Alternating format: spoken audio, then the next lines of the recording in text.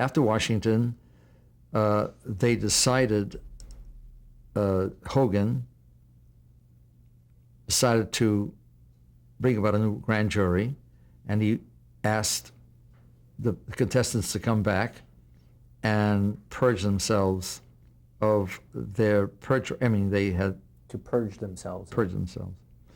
And Joe Stone came down. He spent a week there, and he asked me to come back.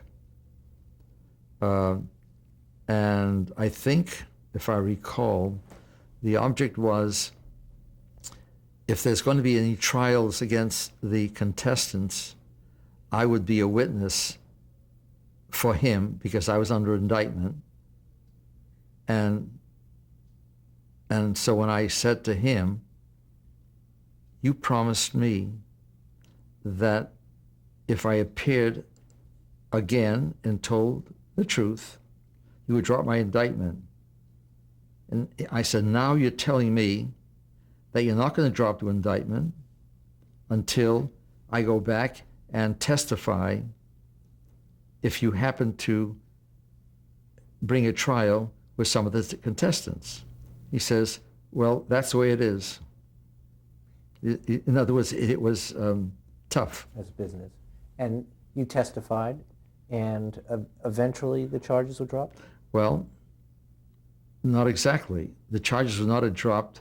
They were not. The charges stayed there for 4 years.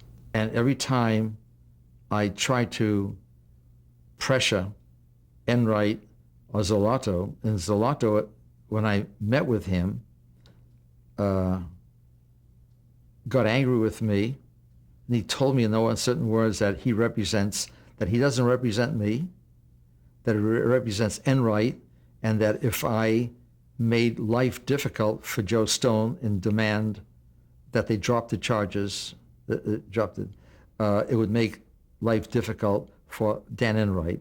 And Dan Enright's his client, not me.